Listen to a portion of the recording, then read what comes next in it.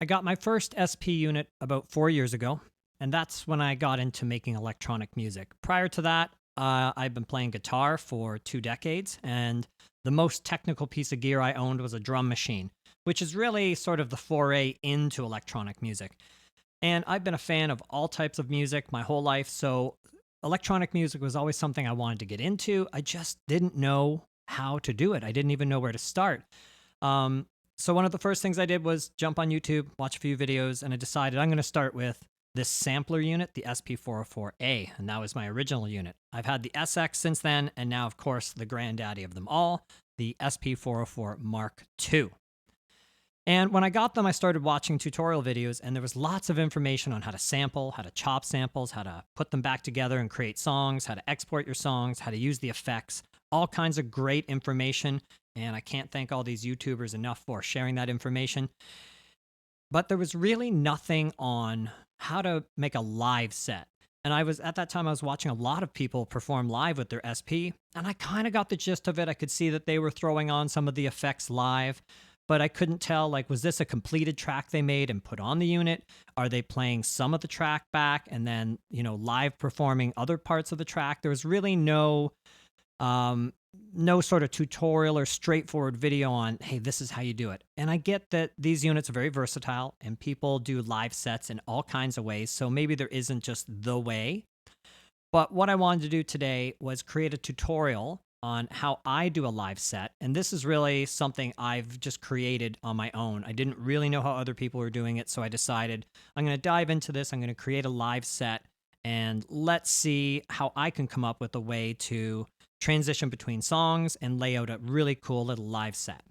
So with that as the basis of our video today, I'm going to show you how I created this 15-minute live set. And let me preface that by saying this past year, I had an opportunity to finally perform a live set live in front of an audience. So I discovered TMOM, which is the Toronto Electronic Music Open Mic, TMOM. And the way they set up their evening is you get a 15-minute time slot. So let's keep that in mind as the caveat for why I created a 15-minute set. I had 15 minutes to perform. And my concept for the set, after some consideration, was I wanted to take people through my journey into electronic music. I have made electronic music in a number of ways. I actually started with a DAW and a MIDI controller, I'm sure like a lot of people. I didn't really like having to get all my equipment out, get the DAW and the audio interface and the MIDI controller and all that stuff out every time I wanted to play. So I decided maybe hardware pieces were better for me. And that's why I originally went to the SP404. Since then, I've had a number of Korg Volcas. I also make a lot of electronic music on the MC101. So I've done it in a bunch of different ways. And I thought it would be cool to put together a live set of around 14 of my favorite songs throughout the last 4 years, starting with the very first songs I made in electronic music all the way up to today. And obviously in 15 minutes, I can't play all 14 songs in their entirety. So I thought, let's take my favorite chunks of these songs and we're going to play them through. I also created voice samples, like a story, and I trigger some of these samples through the set list as a story to describe to the listener, this is where I was, this is what I did, and here's where I'm going. So you've got this continuous thread of this story that I'm using through samples as we go through the set list, and I'm starting at the earliest pieces, and I'm working my way all the way up to the most modern electronic music I've made. And like I said, these songs were created in a variety of different ways, but eventually the finished song, I've selected my favorite chunk of the finished song, and I put it over onto the SP. And we've used up 14 of the pads in one of the banks, and there's all my favorite songs. But I had to come up with a way to transition between the songs and make it sound like a coherent set list. And today I wanted to share with you how I came up with this set list, how I laid everything out, and how I performed it. So maybe someone who is in the position I was in 3 or 4 years ago that feels very overwhelmed by all of this, maybe this video will help you at least understand how you take your finished songs and how you would use something like the SP404 to perform live in front of an audience. Okay, so we've switched to a different camera view, and we'll stay in this camera view throughout the tutorial because this is really where we want to focus our attention on the SP. So you can see here on Bank C, I've got 14 of my favorite tracks, orange, green, orange, green. We'll talk about why that is in a moment. If you've used this machine before, you might already understand those are different effects buses. So the way that the SP works is you've got a bus 1 and a bus 2, and basically each of those can have an effect on it. So you can send some of your samples to one of the buses and they won't be affected by the effect on the other bus, okay? So we've got them on 2 separate buses, and I'll explain why that is as we go through. Over here on bank H, we've got the samples that I'll be triggering live, so the portions of my story I'll be telling. I love all genres of music. We've also got a few samples I can trigger live. I drink it up! Milkshake! Maybe some of you know what that's from. So we've got some some samples we can trigger live as we play through the set. And then over here on D, we've got some drum samples. So this is my drum kit because I do some live finger drumming, very rudimentary, not great, but it was a good challenge for me to practice and learn a bit of finger drumming skills. So we've got a drum kit. Drum kit, we've got our samples we can trigger live, and then we've got our songs. And that's the way that I've laid things out. So we're using 3 banks for this set list. The next thing I want to explain is how I've routed the effects, because I said that's going to be very important. So if we go Shift, Pad 16, it brings us into the effects settings. We can see that bus 1 and 2 are on parallel. They're separate. If we press this button, you can see bus 1 goes into bus 2. We don't want that to happen. We want them on their own separate paths so that anything going into bus 1 is not affected by bus 2 and vice versa. I also have bus 3 and 4. These are considered sort of always on effects. So they affect everything in the unit. So I've just got a basic equalizer and a compressor just to shape the sound and control it as it goes out of the outputs. Okay, let's exit out of that. So now you can see here I've got each song on a separate bus back and forth. Song 1 is on bus 1, song 2 is on bus 2, 3 is on bus 1, 4 is on bus 2, and so on. This way, if I'm using an effect on one of the tracks and I want to bring a second track in, the effect on the first track will not affect the second track. So what do I mean by that? Let's see. Got our first track here, and I want to add a delay. When I take that track off, the delay continues to ring out, and I can actually use that as a transition into the next song. So it's going to look like this a little bit. Off it comes, and then I can go into the next song. Okay. So this way, the effects are specific to each song, and they don't overlap onto the next song, which gives a lot more flexibility in how to use this unit. Last thing I want to address here is I'm clearly not going to be able to use the entire song. We've already described that. So some of the songs, if we go to the start end, it brings up our waveform and we can see our waveform. So here you can see I have the whole song playing. So I'll be deciding when I want to take the song out. When we go to a different song, you can see we've got a start and an end point. So I've already pre-selected just this section of the song. The song is going to start there and end here. Now, you saw that I released that, but it kept playing. Why? So if we go to the envelope feature, you can see here that I've got the release set on a nice slow release. That means that after I play it and let go, it's essentially going to fade out on its own. And that can be really helpful if I need to trigger another sample or get going on something else. I can let this fade out on its own while I pick another song and get that song ready. So I've gone in and I've trimmed some of the songs to just the sections I want. Some of them are the end section, the start section, the middle. And then some of them have a release set so that when I stop the song or the sample will gradually fade out, allowing me to do something else in the background while that is going. So I think that's enough background information that you'll be able to really understand what I'm doing as I go through the tutorial now. So we're going to switch the camera angle one last time. It's going to be focused on the SP. And what I'll do is on the side of the screen, I'm going to have some text appearing that will describe what I'm doing each step of the way to help you understand how the live set flows. That way I don't have to talk, I don't have to interject anything, and you can just listen to the live set and then read along so you can see exactly what I'm doing, how I'm transitioning songs, how I'm laying out the live set, and what I'm doing each step of the way. All right, nothing left to do but jump in and let's play this live set.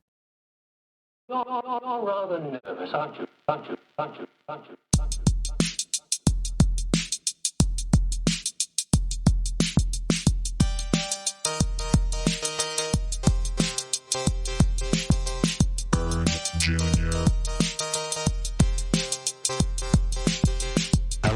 genres of music. I've been playing guitar for 20 years, and I have an affinity for drum machines. I always wondered how electronic music was made, so a couple of years ago I dove headfirst into finding out. Buy, trade, sell, repeat. Seems like a common part of the learning curve. This is my musical journey.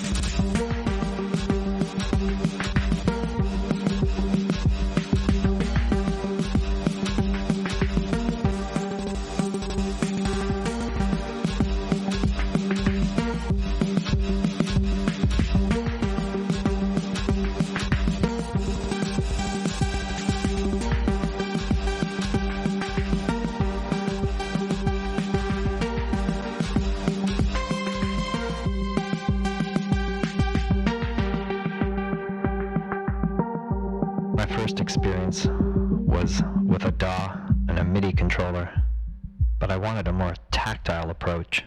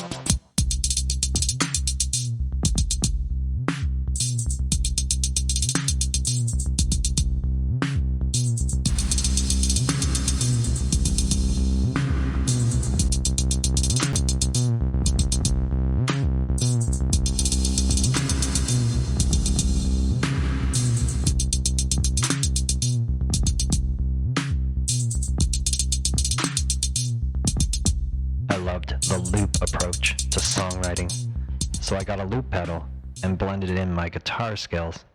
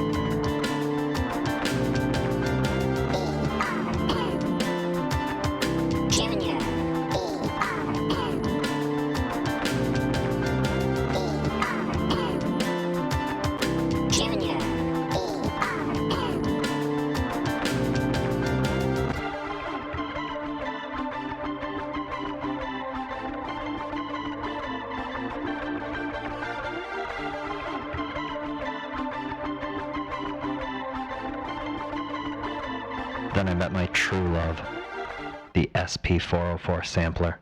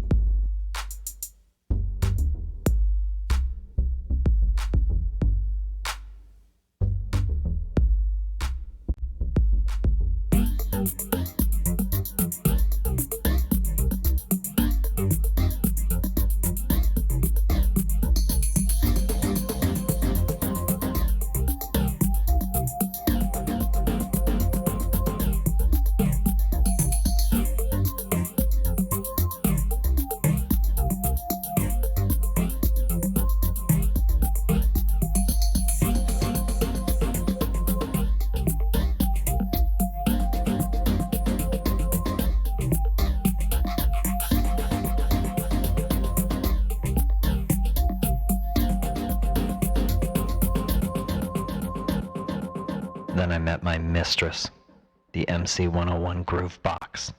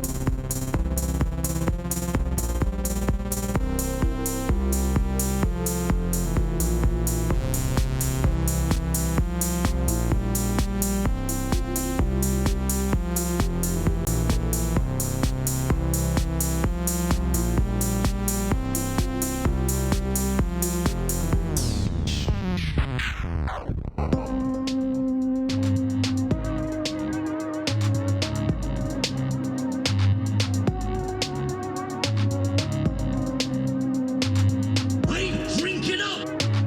Milkshake. Milkshake. You could ask yourself a question. Do I feel lucky? Do I feel lucky?